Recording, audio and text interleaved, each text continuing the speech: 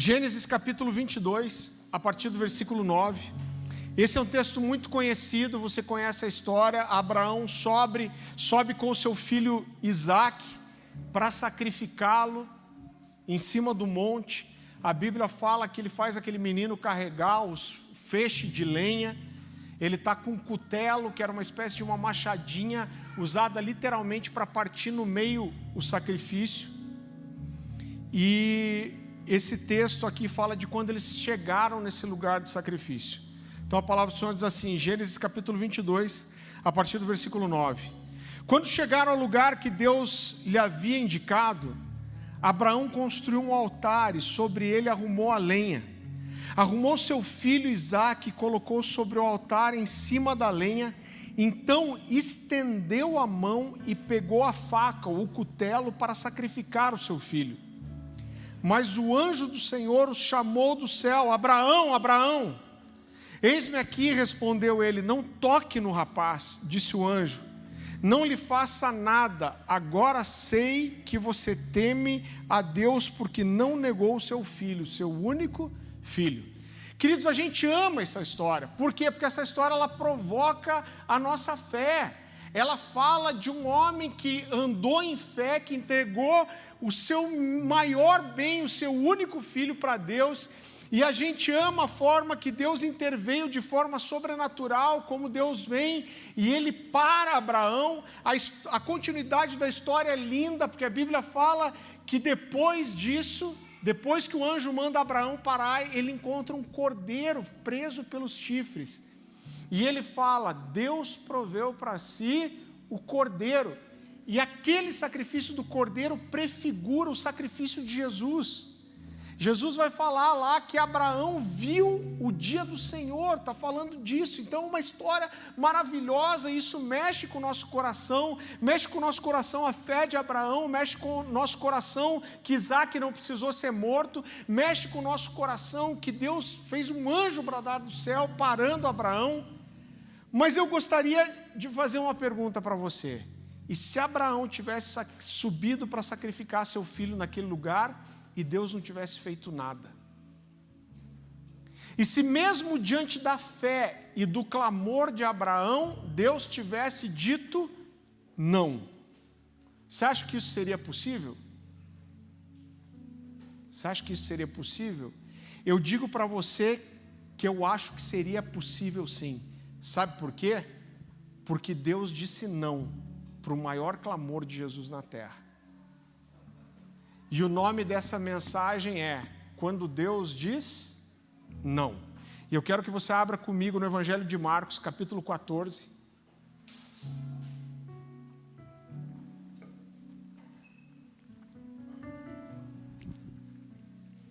Esse texto fala de quando Jesus está indo para o Getsêmani, ele sabe que ele está prestes a ser morto, ele havia ceado com os discípulos, ele diz, olha, o Filho do Homem está sendo entregado na mão de salteadores, ele diz, eu já não vou estar mais com vocês, ele diz, um de vocês vai me trair, ele sabia que ia morrer. E capítulo 14, a partir do versículo 32, diz assim, então foram para um lugar chamado Getsêmani, e Jesus disse aos seus discípulos, sentem aqui enquanto vou orar. Levou consigo Pedro, Tiago e João e começou a ficar aflito e angustiado.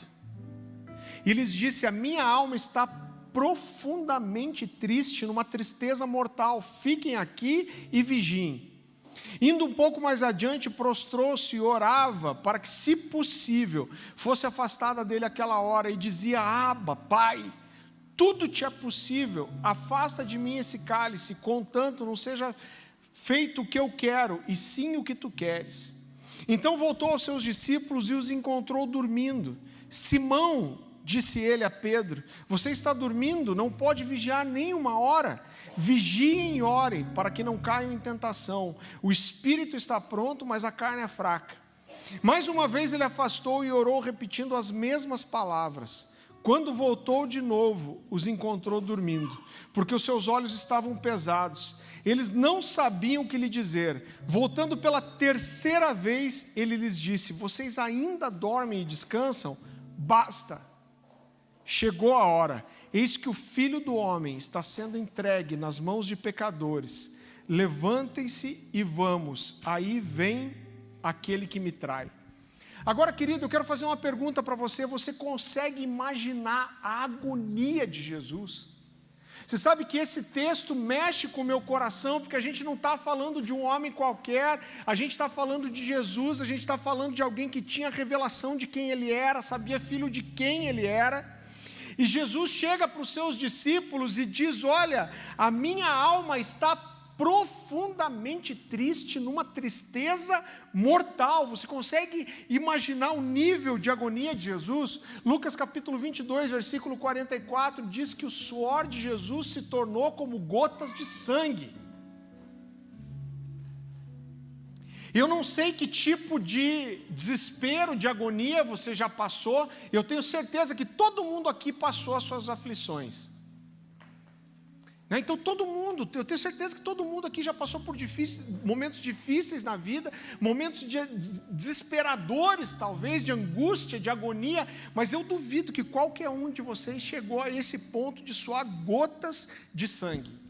E a única coisa que talvez pudesse trazer um pouco de alívio para Jesus, e esse texto mexe demais com o meu coração, porque mostra muito a humanidade de Jesus, Jesus como homem, e o que podia trazer um pouco de alívio para o coração de Jesus, era a companhia dos amigos.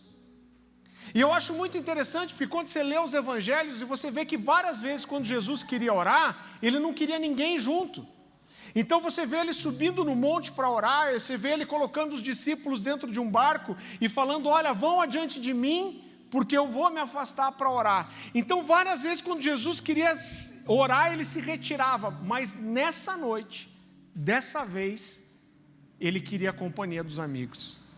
E ele passou boa parte da noite tentando isso. Ele tentou por 3 vezes, e quando ele tentou a 3ª vez, ele falou: olha, basta, chegou a hora, não adianta mais. E eu acho muito interessante, queridos, porque quando você junta os 3 evangelhos sinópticos que falam disso, Jesus chega para Deus e ele rasga seu coração e ele fala: Senhor, e eu vejo que ele quer tentar convencer Deus mesmo, porque ele fala: Senhor, o Senhor pode todas as coisas, então se o Senhor pode todas as coisas, livra de mim esse cálice. Então ele está tentando convencer Jesus, convencer Deus, mas ele termina dizendo: no entanto, não seja feita a minha vontade, mas a sua. Mas o que mexe com o meu coração é que nesse momento de agonia de Jesus, que ele está sozinho, é abandonado pelos amigos, que ele sua sangue, que ele fala: o Senhor pode todas as coisas, ele diz: se é possível, afasta de mim esse cálice. Na oração mais intensa de Jesus, Deus diz: não. Não. Eu tive a oportunidade de pregar em Roma, quase 2 anos atrás, e C.S. Lewis diz uma coisa muito interessante. Ele fala que a cruz nunca foi usada como símbolo de salvação, até que a última geração que viu uma cruz de verdade tivesse morrido. E é muito interessante, quando eu fui para Roma, um dos lugares que eu fiz questão de conhecer foram as catacumbas romanas. Então, quando teve a perseguição romana no ano 70, a gente já está falando de mais de 30 anos depois da ressurreição de Jesus. Quando a maior parte de Roma é incendiada, se eu não me engano, 3 bairros que não queimaram, um deles era o bairro cristão, e quando Nero viu que iam jogar a culpa nele, ele resolveu jogar a culpa nos cristãos. E quando você vê livros de história falando sobre isso, é terrível. A perseguição aos cristãos foi uma coisa absurda. Eles falam de empilhar corpos de cristãos nos cantos das ruas. É aí que os cristãos são lançados no Coliseu e nos circos máximos. E a perseguição foi tão grande que os romanos não queriam deixar mais os judeus enterrarem os seus mortos em cemitérios italianos romanos. E aí alguns judeus de posse compram um terreno e começam a enterrar essa montoeira de gente lá. Só que morreu tanta gente que o terreno não dava mais. E eles começaram a escavar para dentro da terra. Então, quando você vai visitar as catacumbas, você entra por corredores estreitos, e gente, eu acho que tem uns 7 metros de altura, e você vê uma gaveta, um túmulo em cima do outro, até em cima. E quando você entra, você faz o passeio turístico ali, você entra 500 metros para dentro das catacumbas, mas as catacumbas todas têm 20 quilômetros. Então existem ali os corpos de 500 cristãos, 500 mil cristãos que foram martirizados, e 100 mil desses foram crianças. Então a maioria dos túmulos são muito simples, é só uma gaveta na parede aberta, mas as pessoas que tinham um pouco mais de posse, elas faziam uma espécie de como chama, um mausoléuzinho, né? E ali tinham pinturas cristãs. E uma das coisas que me chamou a atenção é que você anda por tudo onde você pode andar e você não encontra uma imagem de uma cruz. Eles representam a morte e ressurreição de Jesus de outra forma. Eles fazem pinturas de Abraão sacrificando Isaac e de Jonas dentro do ventre da baleia. Porque Jesus falou que assim como Jonas ficou 3 dias no ventre da baleia, assim ele ficaria também, antes de ressuscitar. Então você não vê uma imagem da cruz. Por quê? Porque a morte de cruz era uma coisa tão terrível, tão deplorável, que ninguém conseguia olhar para uma cruz como um símbolo de uma coisa boa. Então a primeira vez que a cruz é usada como símbolo do cristianismo é quando o Império Romano tinha decaído já e eles não crucificavam mais ninguém. Quando nasceu a primeira geração que não viu uma cruz de verdade, os primeiros cristãos usaram a cruz como exemplo de salvação, como um símbolo de salvação. E querido, depois de clamar a Deus, suar sangue e receber o não de Deus, Jesus foi surrado, humilhado, cuspido, furado e pregado seminu num pedaço de madeira. Você não precisa abrir, mas Marcos capítulo 15, versículo 34 diz assim: por volta das 3 horas da tarde, Jesus bradou em alta voz: Eloi, Eloi, lama sabactani, que significa meu Deus, por que me abandonaste? Sabe o que é muito especial nessa oração? O Novo Testamento, os evangelhos registram várias orações de Jesus. Em todas as orações, Jesus se dirige a Deus como Abba, que significa pai ou paizinho. A única vez que Jesus não usa Abba e usa talvez o modelo mais formal, Deus, é nessa oração, quando ele diz: Deus meu, por que me abandonaste? E o sentimento que Jesus teve naquela hora, eu vejo muitas pessoas dizendo: Deus abandonou, Jesus virou o rosto para ele. Eu tenho dificuldade de acreditar nisso. Mas o fato é que Jesus se sentiu abandonado. O sentimento que ele teve nesse lugar, nessa hora, foi um sentimento de abandono. E eu queria perguntar para você: você já teve algum momento na sua vida em que você se sentiu abandonado por Deus? Como se Deus por um minuto tivesse se distraído enquanto alguma coisa ruim te acontecesse? Você sabe que uma das coisas que a gente passou no ministério que mais marcaram o meu coração foi uma vez que a gente foi para um retiro de cura espiritual. Separou, primeiro foram os homens e depois as mulheres, mas os casais de pastores que lideravam foram juntos, o casal, e a gente foi com um grupo de meninas que a gente discipulava. E a maioria delas tinha sofrido abuso sexual na infância ou na adolescência. E alguém que sofre um abuso na infância e na adolescência, é normal existir um clamor no seu coração que diz: Deus, aonde o Senhor estava quando meu tio me tocou daquele jeito? Aonde o Senhor estava quando abusaram de mim daquela forma? Aonde o Senhor estava quando meu avô tocou em mim daquela forma? Por que o Senhor permitiu isso? Existem 2 textos que mexem demais comigo, você não precisa abrir também. A Bíblia fala do relacionamento que Jesus tinha com Lázaro, sua família, suas irmãs. E quando Lázaro morre, e as irmãs, tanto Marta como Maria, se encontram com Jesus, João 11, 22 diz assim: disse Marta a Jesus: Senhor, se estivesses aqui, o meu irmão não teria morrido. E em João 11, 32 é a vez de Maria. A Bíblia diz: Maria prostrou-se aos pés do Senhor e disse: se estivesse aqui, o meu irmão não teria morrido. Elas estão dizendo: se o Senhor estivesse aqui, tudo seria diferente. E será que você já passou por alguma situação na sua vida que parecia que Deus não estava lá? Parecia que Deus se distraiu, ou Deus se distanciou? Alguns anos atrás eu perdi meu pai. Meu pai teve câncer, estava fazendo tratamento pela 3ª vez, se eu não me engano. E como das outras vezes ele respondia muito bem ao tratamento já no começo, e todo o foco de câncer desaparecia. Ele terminava a quimioterapia, só que 2 anos, depois 1 ano e meio, depois o câncer reaparecia. E ele estava tratando pela 1ª vez, e como as outras ele respondeu super bem.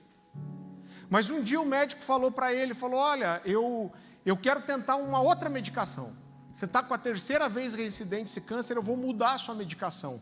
Eu vou tentar uma quimioterapia nova. Só que tinha um porém. Meu pai tomava uma injeção para aumentar a imunidade dele, para ele aguentar a quimioterapia e não ter uma infecção generalizada. Só que o médico mudou a quimioterapia, e pelo protocolo do governo, ele se tratava pelo SUS, o médico tinha que pedir novamente a injeção para aumentar a imunidade. Só que ele resolveu já mudar a quimioterapia antes de chegar a injeção da imunidade. E o que aconteceu foi que, eu acho que 3 dias depois da quimioterapia, meu pai estava muito mal. Eu levei ele para o hospital. No final de uma tarde de sexta-feira, e antes da meia-noite, meu pai tinha falecido, com uma infecção generalizada, assim, 3 dias. E eu confesso para você que quando isso aconteceu, fui tentado a questionar a Deus, falar: Deus, onde o Senhor estava, Deus? Aonde o Senhor estava quando a imunidade do meu pai baixava? Onde o Senhor estava quando essa infecção se espalhou? E eu comecei a pensar: por que o Senhor não alertou esse médico? Por que o Senhor não alertou a gente? Talvez se eu tivesse levado meu pai no hospital um dia antes, meu pai não tinha falecido. E a impressão que eu tive, querido, era como se Deus tivesse se distraído. E eu fui muito tentado a questionar a Deus. Agora, querido, eu quero dizer para você que muitas vezes na nossa vida Deus vai dizer não. E às vezes Deus diz não, talvez na hora que você mais precise de um sim. Alguns anos atrás eu estava no final de um culto, lá na Alcance ainda, e eu comecei a cumprimentar algumas pessoas no final do culto, e aí um jovem chegou, me estendeu a mão, falou: ô pastor, tudo bem? Eu nunca tinha visto ele na igreja. Eu falei: opa, cara, tudo bem? E ele falou: pastor, eu precisava muito conversar um pouquinho, será que você pode sentar aqui para me ouvir? Eu falei: claro, cara. E eu lembro que eu puxei uma cadeira, eu sentei com ele, ele falou: pastor, você tem um tempinho que eu preciso contar um pouco da minha história? Eu falei: claro que pode.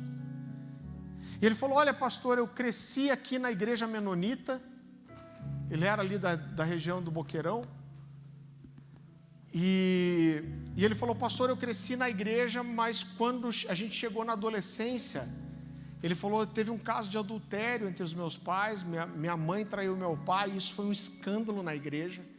Isso arrebentou não só o relacionamento que a gente tinha na igreja, isso arrebentou o casamento dos meus pais. Meus pais acabaram se desviando, nunca mais conseguiram voltar. Meus pais também se separaram, nunca mais conseguiram restaurar o casamento. E ele falou: olha, por um tempo eu e a minha irmã, a gente ainda tentou permanecer fiel na fé.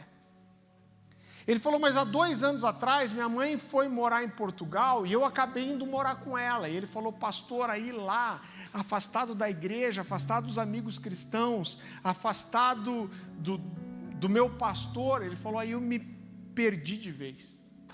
Ele falou, mergulhei no pecado, me envolvi com tudo quanto é tipo de coisa errada. E ele falou, pastor, isso faz 2 anos já. E ele falou, pastor, faz muito tempo que eu não sabia o que era sentir Deus, ouvir Deus falando comigo. Ele falou, eu não sei te explicar, mas alguns dias atrás Deus falou comigo. Eu sei que Deus falou. Ele falou, eu acordei uma manhã e eu sentei na cama. E ele falou, não sei te dizer. Eu não ouvi a voz, mas falou comigo. E Deus falou para mim assim, se você não voltar para mim agora, você não volta nunca mais.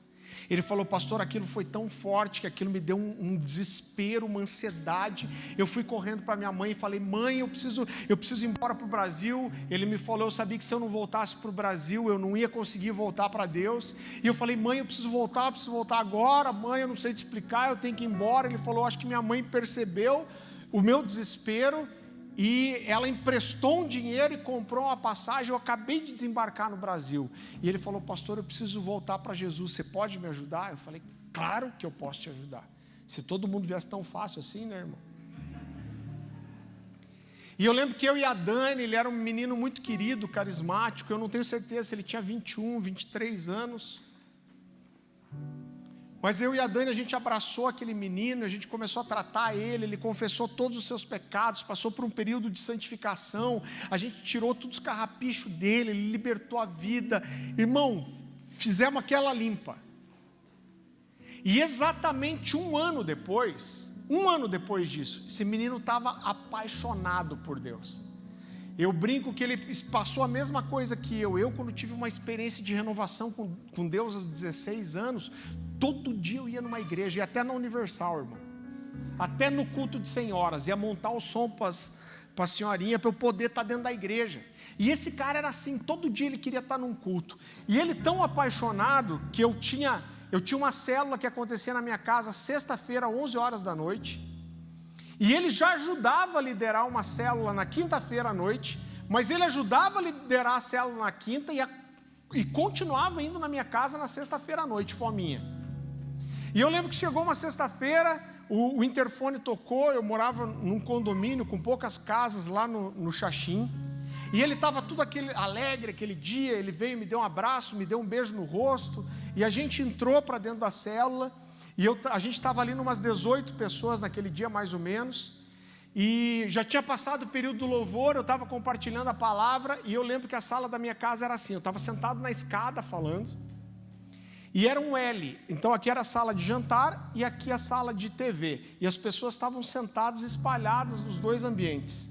Ele estava à minha direita e eu falei alguma coisa na mensagem, eu lembro que ele fez um comentário engraçado, todo mundo deu risada, eu ri também e voltei para olhar para as pessoas que estavam aqui na minha frente, de repente eu ouvi um barulho, plum. E aí quando eu olhei para o lado, esse menino ele tinha tombado para frente, só tombou assim. Eu no impulso pulei da escada, a primeira coisa que eu fiz foi esticar o corpo dele no chão e começar a orar. Mas quando eu comecei a orar, a impressão que eu tinha é que ele não estava respirando mais. E eu lembro que eu falei, cara, ele não está respirando. Irmão, não sei nem como que começou. Nessa hora o Weber, que hoje é missionário na Alemanha, era um discípulo meu na época, o Weber começou a fazer respiração boca a boca e eu comecei a fazer massagem cardíaca. Nisso tinham ligado para o SAMU orientou, se eu não me engano, eram 15 massagens e 3 respirações. E a gente ficou fazendo aquilo por 15 minutos até o SAMU chegar. Era novembro e, irmão, suava, estava quente, faz calor em Curitiba também, para você que é novo, acontece às vezes. Eu estou com o Jones ali, que é de Imperatriz, no Maranhão. Quando eu fui a primeira vez para a Imperatriz, eles falaram assim, pastor, aqui tem 2 estações só, o verão e o inferno. Eu falei, que maravilha. E o cara chegou justo esse ano. Mas estava quente, eu fazendo aquela massagem cardíaca, e eu escorria suor, e quando eu mas toda vez que eu cansava, eu parava, ele começava a ficar com a boca roxa, e a impressão que eu tinha é que ele não estava respirando. E eu lembro que eu falei para o Heber, eu falei, cara, a gente não pode parar, porque ele não está respirando. 15 minutos depois chegou o SAMU, e eles chegaram, eu lembro que era um paramédico bem alto, se eu não me engano 2 auxiliares, e ele chegou correndo com uma maletinha, que tinha uma telinha de LCD, aquele desfibrilador, essa palavra difícil para um pregador, né? E ele chegou, abriu, já arrebentou os botões, colocou os eletrodos ali e deu o primeiro choque. Puf! E quando deu o primeiro choque, aquele monitor ligou e fez assim. Pá, pá, pá, pá, pá. Eu falei, meu Deus, o coração dele não está batendo mesmo. E aí aquele médico gritou, adrenalina, adrenalina. Deram 2 ampolas de adrenalina, ele aplicou 2 ampolas de adrenalina, já estavam com um negócio de oxigênio nele, e choque de volta, puf, e de volta, e de volta, adrenalina. Ele fez isso 3 vezes, irmão, massagem, choque, nada, e foi passando 5 minutos, 10 minutos, 12 minutos, aquilo me deu um desespero. Eu lembro que eu saí para fora, eram sobradinhos geminados, e tinha um muro que dividia um sobrado do outro. Eu lembro que eu encostei a minha cabeça e eu fiz uma das orações mais intensas da minha vida. Eu lembro exatamente o que eu orei. Eu falei, Deus, o Senhor conhece a minha vida de oração. E eu falei, mas essa oração aqui, o Senhor precisa responder. Eu falei, Deus, não deixe esse menino morrer assim, não no chão da sala da minha casa. Eu falei, Deus, ele tem 21 anos, Deus. Está apaixonado pelo Senhor, não deixe ele morrer assim, não desse jeito, não aqui, não agora. Eu falei, Deus, essa oração o Senhor precisa responder. E quando eu terminei, eu pisei para dentro de casa de volta. E quando eu pisei para dentro de casa, o médico que estava em cima daquele menino, ele levantou e falou assim, olha, eu vou parar, porque ele foi a óbito mesmo. E nessa hora todo mundo lá em casa começou a chorar, e isso era já acho que perto da meia-noite. E quando a pessoa vai a óbito, o SAMU não leva, tem que esperar o carro do ML. E eu lembro que já era de madrugada, o pastor Luciano me ligou, falou, Farley, eu fiquei sabendo o que aconteceu, eu estou indo aí para sua casa. Falei, pastor, não adianta vir. Eu falei, porque nem eu vou ficar aqui. Falei, cara, eu só estou esperando o ML chegar, eu vou dormir na casa da minha sogra. Eu falei, só a gente tem um discipulado amanhã, só não desmarca, porque eu vou precisar. E eu lembro que eu fui para a casa da minha sogra, aqui pertinho, e eu fiquei a noite inteira rolando de um lado para o outro, não consegui dormir. E a minha pergunta era, Deus, por quê? Um garoto apaixonado pelo Senhor, queimando. Por que isso aconteceu assim? Por que na minha casa? Por que no meio da célula? E foram muitos questionamentos. No dia seguinte eu peguei meu carro, fui até a casa do Luciano. Para chegar na casa dele eu precisava passar pela minha casa. E quando eu passei em frente à minha casa, o carro dele estava estacionado lá ainda. E a minha pergunta era, Deus, por quê? E quando chegou a noite, querido, eu fui no velório daquele menino. E quando eu entrei lá na igreja menonita, ele foi velado na igreja que ele cresceu. Quando eu pisei para dentro daquela igreja, alguns jovens da Alcance vieram para mim e falaram, pastor, ele te contou o que aconteceu essa semana? Eu falei, não. Eles falaram, mas pastor, ele contou para todo mundo. Eu falei, gente, eu nem falei com ele essa semana. E aí eles contaram que na quarta-feira, ele tinha ido num culto no Bola de Neve. E ele contou para os amigos que ele tinha tido a primeira experiência de ter uma visão aberta na vida dele. E durante o período de adoração, ele disse que teve uma espécie de um arrebatamento de espírito, e de repente ele se viu no meio de um exército de pessoas vestidas de branco, e elas estavam com os braços dados, e elas marchavam e elas cantavam, Santo, Santo, Santo. E cada vez que elas diziam santo, elas iam para mais perto de Jesus. E diz que quando aquela visão acabou, foi tão forte que ele teve até dificuldade para perceber onde ele estava. Quando esses jovens me contaram isso, Deus me falou assim, você lembra o que ele te falou exatamente 1 ano atrás? Que se ele não voltasse agora, ele não ia voltar nunca mais. E Deus me falou assim, ele não estava no lugar errado. Ele não estava na hora errada, ele estava no lugar certo, na hora certa, aonde ele precisava estar. E naquela noite, eu simplesmente recolhi ele dali. Querido, nesse dia, a explicação para o não de Deus, ela veio muito rápido. Mas eu quero dizer para você que alguns nãos de Deus, eles podem demorar muito para chegar. E eu arriscaria dizer para você que alguns nãos de Deus a gente nunca vai entender nessa vida. Agora, será, querido, que a gente é sincero com Deus a ponto de rasgar o nosso coração e falar, Deus, eu estou magoado, eu estou triste, eu não entendo porque que o Senhor permitiu isso, eu não entendo porque o Senhor deixou que isso acontecesse comigo. Ou será que a gente é religioso demais, a ponto de pensar que se a gente abrir o nosso coração para Deus, Deus vai se ofender com a gente? Será que a gente tem coragem de abrir o coração, rasgar todas as coisas para Deus e falar: Deus, eu quero que o Senhor entenda que eu estou triste, eu estou magoado? Será que Deus ia se ofender? Então Deus deve ter se ofendido com Jesus, quando Jesus dobrou o joelho e falou: se possível, passa de mim esse cálice. Sabe por quê? Porque aquele era a comissão de vida dele. Jesus sabia que a missão de vida dele era vir e morrer por nós. Esse era o chamado, era o propósito, era a vontade de Deus, mas mesmo assim Jesus dobra o joelho e fala: se é possível, passa de mim esse cálice. Será que Deus se ofendeu quando Jesus, imagina que Jesus na cruz, ele estava diante de todos os inimigos, ele estava diante daqueles que zombavam dele, que zombavam de Deus, que diziam: você não é o Messias nada. Será que Jesus ofendeu a Deus quando, diante dessas pessoas, Jesus grita e fala: Deus meu, por que você me abandonou?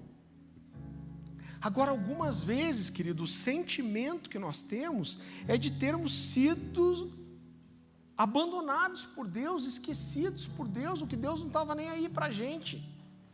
E às vezes a gente carrega esse sentimento por muito tempo, porque a gente não consegue ser sincero e rasgar o nosso coração para Deus com uma imagem de que, se você for sincero e abrir seu coração, Deus vai olhar lá de cima e vai falar assim: ah, não, agora magoei, estou ofendido que você pensa isso de mim.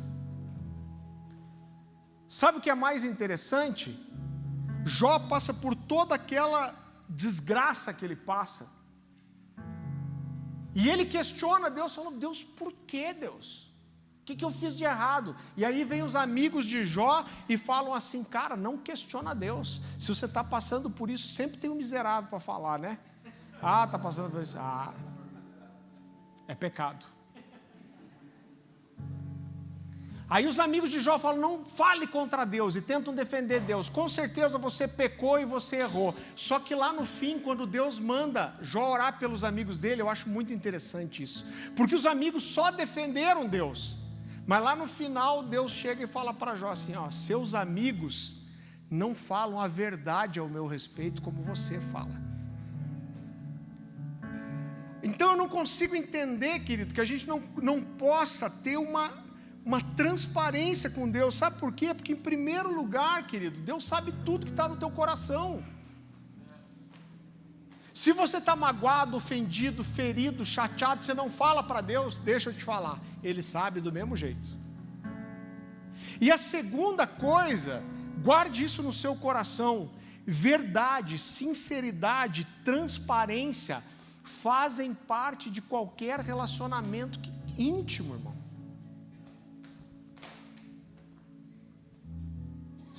Essa semana uma pessoa me ligou e falou de um contexto familiar. Ele falou: ó, pastor, você sabe, né, a nossa esposa conhece o melhor e o pior da gente. Por quê, querido? Porque num relacionamento profundo e íntimo, você mostra tudo que você é. Você quer ser íntimo de Deus, você precisa entrar nesse lugar de ser transparente. Você sabe que eu lembro muito de uma oração que eu fiz para Deus. Um dia eu estava no meu quarto, chapando, já estava ali, sei lá quantos anos eu tinha, 17, 18, 19, e eu estou orando e estou falando: Deus, eu te amo, Deus, eu te amo. Estou ouvindo um louvor bagual, estava ouvindo um Cirilo, Santa Geração 3, e estava lá adorando e falando: Deus, eu te amo, e de repente me deu um momento de honestidade, e eu parei e falei: Deus, quer saber? Deixa eu expor meu coração para você. Eu estou aqui cantando, dizendo que eu te amo, mas a verdade é que eu quero ser abençoado por você. A verdade é que eu tenho medo de te desagradar e sofrer as consequências. A verdade é que eu tenho medo de me afastar de você e ir para o inferno. E eu sei que eu estou cantando aqui que eu te amo, mas na verdade, quando eu olho bem aqui para dentro, eu acho que eu não te amo não. Eu gosto de você, mas eu queria muito te amar. E querido, essa oração é verdadeira, ela mudou muito o meu coração. Você sabe que a gente tem um mal que a gente tenta se relacionar com Deus sem conhecer Ele de verdade, sem gastar tempo com Ele. E querido, você vai se ferir. Sabe por quê? Porque a gente cria uma imagem de quem Deus é, que é uma imagem que não é fruto de um relacionamento. E aí, sabe uma coisa que a gente faz? Eu sei que você vai se identificar, e não se preocupe que eu já fiz isso muitas vezes também. Você faz uma oração poderosa, se derrama diante de Deus, você chora, e daí quando você termina, você fala assim: cara, se eu fosse Deus, eu respondia essa minha oração. Você já se sentiu assim? Eu muitas vezes. Eu pensei, cara, essa oração foi sincera, chorei. Deus, eu estou desesperado. Se eu fosse Deus, eu me respondia. Né? E isso nos leva, querido, inevitavelmente a criar uma imagem distorcida de Deus. Sabe o que é isso? É um bezerro de ouro. E a gente se relaciona com Ele como se fosse Deus. E na verdade não é Deus, é uma imagem que a gente criou. E a gente tende a medir o amor de Deus de acordo com aquilo que Deus faz para nós, que parece bom ou mal. Então eu estou orando, estou clamando por uma coisa, estou orando para Deus salvar a vida do meu pai. Se meu pai sobreviver, Deus é bom. Se meu pai não sobreviver, eu já não sei. E parece que o que vai medir se Deus é bom de verdade, se consegue acreditar no amor de verdade de Deus ou não, é de acordo com aquilo que Ele faz, com aquilo que você quer, o que você espera. Nós medimos a bondade de Deus com base em uma coisa que se chama justiça própria. E a nossa falta de relacionamento e de intimidade com Deus, querido, nos levam a julgar o amor de Deus através da ótica do único amor que a gente conhece. Sabe que amor é esse? O nosso próprio amor, que é um amor limitado, falho, egoísta. E você tenta medir o amor de Deus pelo seu amor. E isso quase inevitavelmente, querido, vai levar a gente a se magoar. Você sabe que uma coisa que eu demorei para aprender é que o amor é muito maior, é muito diferente que a bondade. Talvez você ouça isso e fale, pastor, que sentido faz isso? São coisas similares. Eu quero usar uma analogia aqui muito simples para mostrar para você que não. Irmão, eu sou filho de 3 crianças. Eu sou pai de 3 crianças. Oi, tudo bem?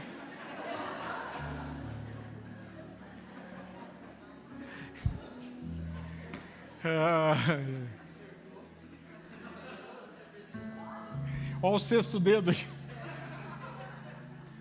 Eu sou pai de 3 crianças. E quem é pai ou mãe aqui? Levanta a mão. Irmão, pensa numa coisa que parte o nosso coração, é ver uma criança passando uma necessidade. É ou não é? Você lembra dos filhos na hora. E eu quero que você imagine uma cena comigo. Se é pai e mãe, você vai me entender muito bem, mas se não é, você vai me entender também. E eu queria que você viajasse numa historinha que eu vou te contar aqui. Imagine que você é a mãe e você está chegando perto da hora do almoço, você tem que levar as crianças para a escola à tarde, você vê que está faltando algumas coisas para o almoço, e você sai correndo, porque a nossa vida muitas vezes é correr, você sai correndo, vai para o mercado, você fala tem que comprar as coisas para o almoço, e se entra no mercado correndo, e você pega lá uma carne para fazer, você pega um brócolis, você pega as coisas que são saudáveis para as crianças, mas como ninguém é de ferro, antes de ir embora você passa pelo aquele corredor que tem aquelas porcarias que todo mundo adora comer, e você pega umas bolachas recheadas e joga no carrinho, e você vai correndo para o caixa, e você passa tudo rápido no caixa, e você põe dentro do carrinho, e você vai para o seu carro, e você abre o porta-mala, começa a colocar as coisas lá dentro, e de repente você vê uma vozinha do seu lado que fala assim, hoje não acontece muito isso em Curitiba, mas tinha muito antes, você ouve uma vozinha que fala assim, tia, tem alguma coisa para dar? E quando você olha, você vê uma menininha toda suja, rasgadinha, cabelo tudo desgrenhado. e ela olha para você e fala assim: tia, você tem alguma coisa para me dar? Eu estou com fome, eu não comi nada hoje. Aquilo parte seu coração, você na hora lembra da sua filha, do seu filho, e você nem pensa direito, você agarra um pacote de bolacha recheada daquele e dá para a criança. E ela abraça aquele pacote de bolacha recheada e fala: obrigado, tia, Deus que ajude, sai saltitando. E você olha para aquilo e aquilo faz bem ao seu coração, e você fala para você mesmo: cara, eu fiz uma coisa boa. Você só tirar a fome de alguém já é bom, mas você dá para uma criança o que a criança gosta de comer, e você olha aquela criança indo saltitando embora, e aquilo aquece seu coração. Você fala: eu fiz uma coisa boa, que gostoso que eu pude ajudar essa criança. Mas de repente você lembra que você está correndo, e você termina de colocar as coisas no carrinho, no porta-mala, você fecha o porta-mala, você vai correndo para casa, você entra em casa, começa a descarregar as sacolas, e de repente a sua filhinha, da mesma idade que aquela menina, chega correndo para você e fala: mamãe, você chegou. Você dá um abraço apertado nela, lembrando da menina que você viu, e você coloca ela no chão, e com a curiosidade natural de toda criança, ela começa a mexer naquelas sacolas e fala: mamãe, o que você comprou? E de repente ela abre uma sacola e toca uma música, sai luz de dentro da sacola, e ela fala: você comprou bolacha recheada, eu quero. E já pega. E o que você faz? Você tira da mão dela e põe em cima do armário e fala: não, você tem que almoçar primeiro. Mas ela fala: mamãe, eu quero. Você fala: não, você não vai comer, você vai almoçar. Você vai comer arroz, carne e brócolis. Mas ela não quer arroz, carne e brócolis, ela quer a bolacha recheada que tem uma carinha sorrindo. Mas ela fala: mas mamãe, eu quero. E você, com toda a firmeza, você diz o quê? Não. Sabe por quê? Porque o amor é muito maior do que a bondade. Nós estamos muito mais interessados em fazer para os nossos filhos aquilo que eles precisam do que aquilo que eles querem. E foi muito difícil para mim entender isso, querido, mas eu olho para as Escrituras e eu vejo que Deus, Ele não é só bom, Deus é amor. Deus não tem só um sentimento de bondade por nós, mas Deus nos ama. Você não precisa abrir Isaías 49, 15 e 16, diz assim: quando Deus quer se revelar a nós, e o pastor Luciano Subirá fala muito sobre isso, no Propósito da Família, um livro que tem ali também, ele fala sobre como Deus se revela na família. Então, quando Deus quer dizer para mim e para você qual é o sentimento que Ele tem a nosso respeito, Ele se revela como o quê? Como Pai. Ele diz: eu sou Pai. Jesus é o quê? É o nosso irmão. E Deus vai se revelando na figura da família. A Bíblia não diz isso, mas você vê que a figura do Espírito Santo é muito parecida com a mãe. E Deus pega aqui nesse texto que eu vou ler com você, um dos exemplos talvez mais próximos do amor perfeito que existe, que é o amor de mãe. Eu não estou dizendo que o pai ama menos, mas o amor de mãe é diferente, irmão. Eu sempre dou um exemplo. Irmão, as crianças depois da pandemia, principalmente, elas estão meio tunadas. Está todo mundo fortinho. A gente sai aqui tão próspero. Eles estão maiores. A gente sai daqui às vezes tarde da igreja, aí no caminho até que é mais curtinho, não acontece muito, mas volta e meia aí eles chegavam dormindo em casa. E a gente mora num triplex. E aí chegava, o que o pai faz? As crianças estão tudo dormindo, eu só pego pelo ombro assim e solto em pé. Assim.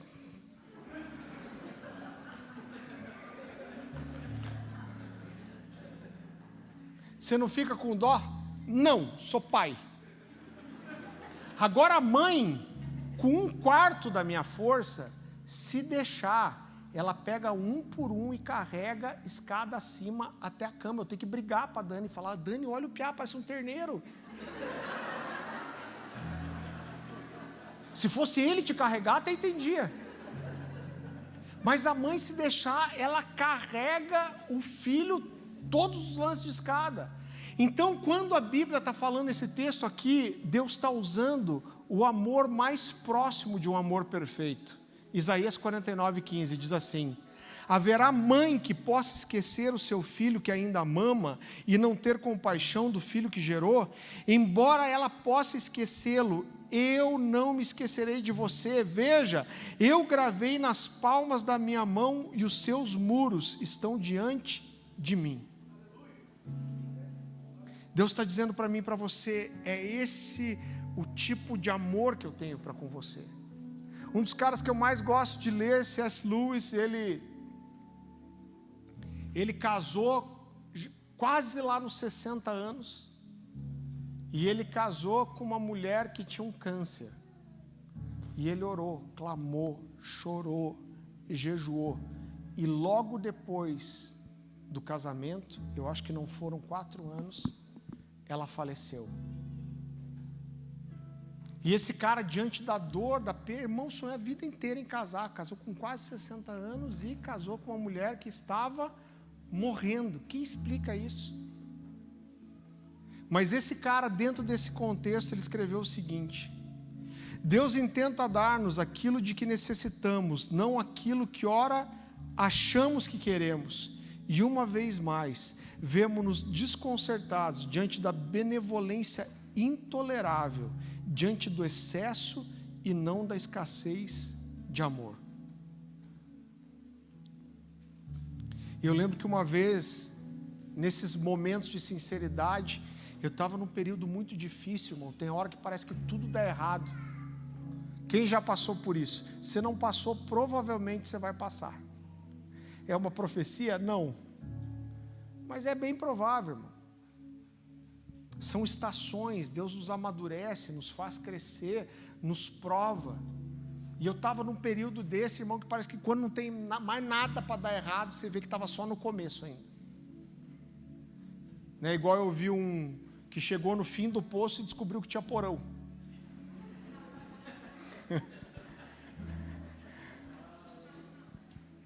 O cara está tão desanimado que se ele vê uma luz no fim do túnel, ele acha que é o trem vindo. É por aí. E eu estava num momento desse, eu estava orando e declarando fé e falando: Deus, eu creio que o Senhor vai. Uma hora eu falei: Deus, na boa, está tão difícil de crer, Deus. Eu falei: eu estou aqui tentando lembrar das coisas que o Senhor já fez, mas está difícil de crer. E Deus me falou de uma forma muito mais clara, muito clara. Deus me disse assim: você quer crer mais em mim? Então gasta mais tempo comigo. Se quer crer mais em mim, então gasta mais tempo me conhecendo, conhecendo o meu caráter, a minha vontade, o meu amor. Uma das coisas que meu pai fazia que mais me marcaram, e é interessante, quando você perde um ente querido, você lembra das coisas que você achava que não lembraria. E uma das coisas que meu pai fez que mais me marcaram, quando eu era criança, eu tive um problema crônico de garganta e eu cheguei a ser internado por causa disso. Eu fui operar a amígdala agora há poucos anos atrás, junto com o Caleb. E eu tinha essa infecção na garganta e eu era internado, e isso era recorrente, acontecia 2, 3 vezes todo inverno, entrava em antibiótico, mas tinha uma coisa que era boa de ficar doente. Eu lembro que toda vez que eu ficava doente, quando chegava o final do dia, meu pai chegava do trabalho, meu pai me trazia um gibi que eu gostava de ler, e ele me trazia uma coisa que eu gostava de comer. E eu lembro, irmão, do meu pai virar às noites, sentado do meu lado na cama, fazendo compressa de água fria na minha testa para baixar a febre. E quando meu pai fazia, todas as vezes, ele olhava para mim e falava: tá doendo, filho, tá ruim.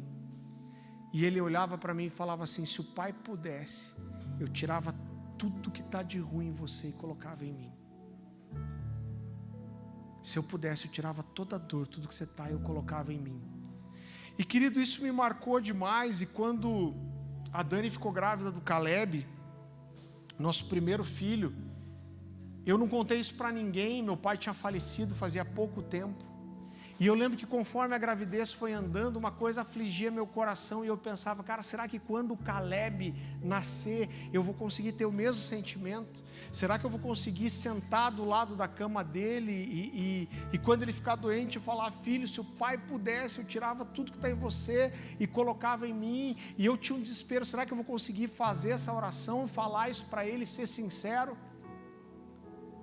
E querido, ele teve a primeira infecção de garganta, acho que logo depois dos 6 meses.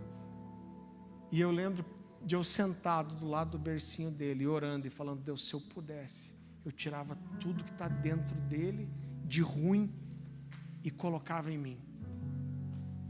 Isso é o coração de um pai. Você sabe que um dos textos que eu tive muita dificuldade de entender, apesar de ser um texto simples, João 3,16 diz que Deus amou o mundo de tal maneira que deu o seu único filho, para que todo aquele que nele crê não pereça, mas tenha vida eterna.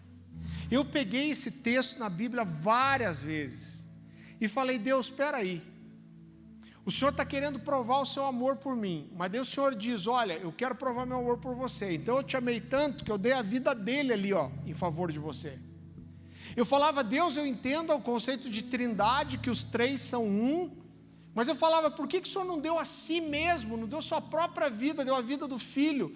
E eu não entendi esse texto até eu ser pai. E quando eu me tornei pai, eu posso te dizer que se entrasse por aquela porta um conhecido estuprador, assassino, talvez eu desse a minha vida para salvar a vida desse cara, mas jamais eu ia ter coragem de olhar para o meu filho e dar a vida do meu filho para salvar outro. Eu lembro que quando Caleb nasceu, e irmão, você que é sanguíneo, você vai me entender. Eu lembro quando ele estava ali com 6 meses também, eu acordei um dia de manhã e me deu uma louca assim na cabeça. Eu falei para a Dani, vou lá numa livraria evangélica e eu vou comprar um daqueles DVD de infantil de adoração, tipo Aline Barros, Diante do Trono. A Dani, psicóloga, especializada em terapia familiar, olhou para mim e falou assim, Farley, ele não está na idade ainda, ele não vai conseguir assimilar. O que eu falei? Ah, então tá bom, amor, foi isso que eu falei? É claro que não. Eu falei, não, deixa com o Beck. Deixa com o Beck. E aí fui e comprei o DVD. Eu lembro que era um DVD Diante do Trono. Cheguei correndo em casa, animado. Irmãos, essas coisas são uma bênção, né? Quem tem filho pequeno, às vezes as crianças estão destruindo tudo em casa, não dão paz para você. E aí você põe um DVD daquele, é 1 hora e meia de sossego, de paz. Em compensação, por outro lado, as crianças ouvem isso sem parar. Ainda mais o tempo do Caleb e da Nicole, que não tinha tanta coisa na internet, fácil assim. Cara, eles ouviam, tinha um da Aline Barros, irmão, que eles assistiram tanto, mas tanto, que eu lembro que um dia a gente foi cozinhar em casa aqui, e eu querendo fazer uma janta, conversando com a Dani, e as crianças estavam... E eu falei, Dani, pelo amor de Deus, coloca alguma coisa para essas crianças ouvirem por 1 hora, para a gente ficar em silêncio e conseguir terminar de cozinhar. Aí eu vi que ela foi e pegou da Aline Barros. Eu falei, não, essa da Aline Barros aí, por favor, não. Se eu encontrar a Aline Barros na rosca, eu dou um soco nela. Eu falei, não. Esse eu não aguento. Esse não dá. Mas aí, voltando à história, cheguei em casa. Não ia dar um soco lá na Aline Barros, tá? Só vontade. Então aí cheguei em casa com aquele DVD, e eu lembro que eu cheguei, já coloquei ali no aparelho, e eu subi, peguei o Caleb no andar de cima, e eu lembro que eu sentei no sofá, e eu cruzava a perna assim, colocava a bundinha dele aqui, e colocava os dedos, ele segurava igual uma moto. E quando começou a aparecer aqueles personagens do Diante do Trono, ele começou a fazer assim,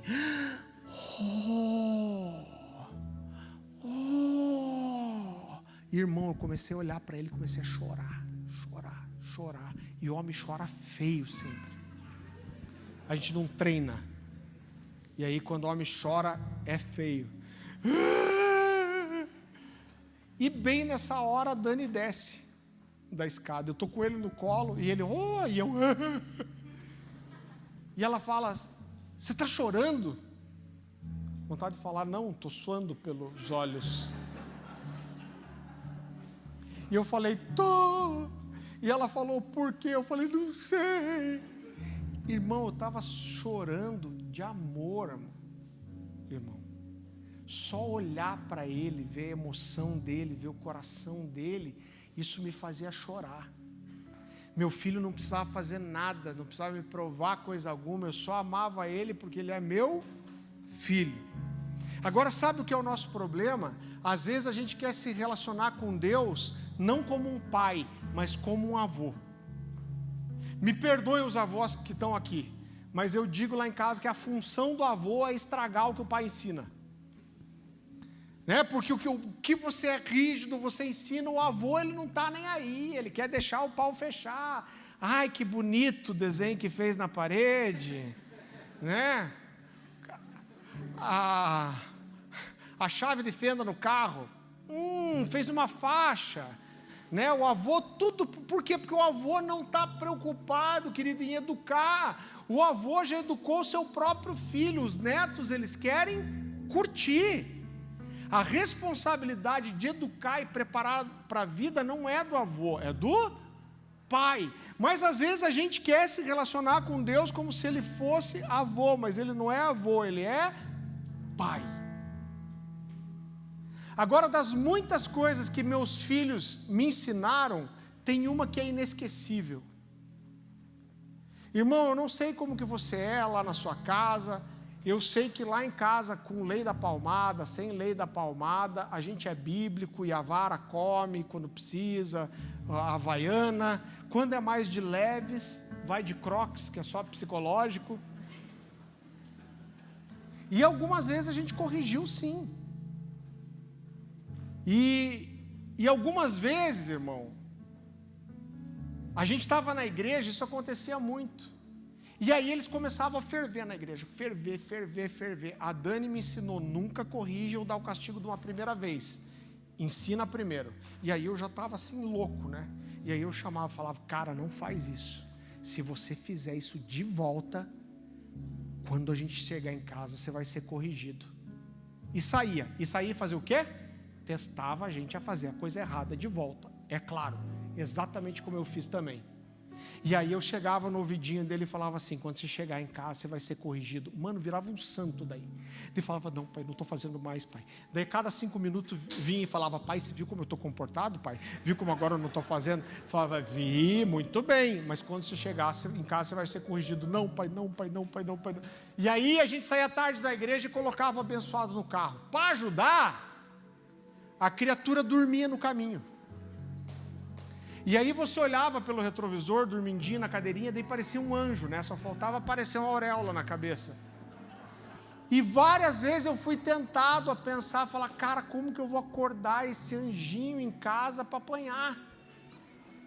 E várias vezes eu fui tentado falar, cara, eu não vou fazer, eu vou deixar quieto e ele vai esquecer. Mas eu quero dizer para você, eu amo tanto os meus filhos que eu nunca consegui deixar para lá. E eu falei para Deus, eu não vou deixar que a moleza do meu coração, eu querer o meu bem, faça com que o meu filho tenha um desvio de caráter. E aí chegava em casa, botava para fora do carro daquele jeito, eles ficavam assim.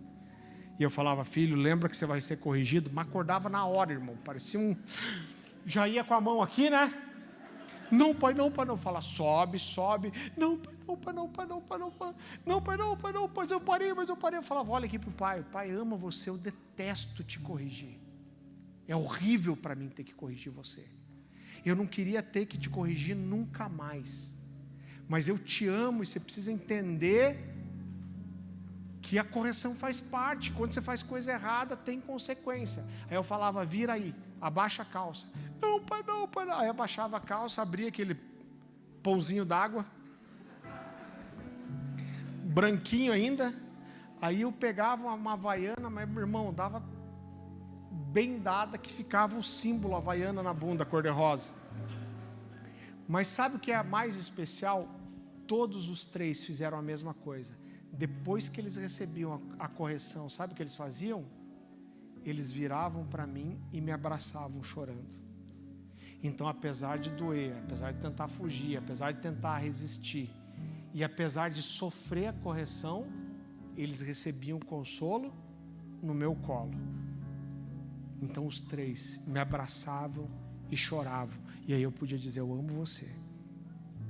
Agora, sabe o que é o nosso problema? O nosso problema é que muitas vezes, quando Deus nos corrige, em vez de correr para os braços dele depois, a gente fica num canto, agarrado à nossa mágoa, tentando provar para Deus o quanto a gente está ferido. Tem gente que tem a correção de Deus que nem se fosse um patinho de borracha, que você agarra e você não solta de jeito nenhum. Deus precisa saber o quanto eu estou magoado. Deus precisa saber o quanto eu estou ofendido. E Deus está ali dizendo assim: eu só quero consolar você.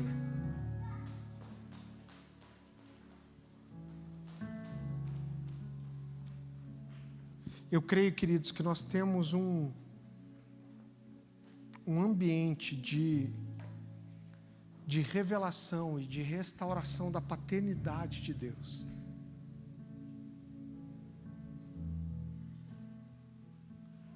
Fale, isso fez você parar de passar por desafios? Não, irmão, a gente passa desafio. 2019 foi provavelmente o ano mais difícil das nossas vidas. A Louise, quando nasceu, ficou 10 dias na UTI. Nós temos aflições. Mas hoje a minha aflição não é capaz de tirar a convicção do que eu tenho no amor de Deus. Eu posso não entender, pode doer, mas Deus me ama. Agora eu consigo ser sincero para Ele todas as vezes.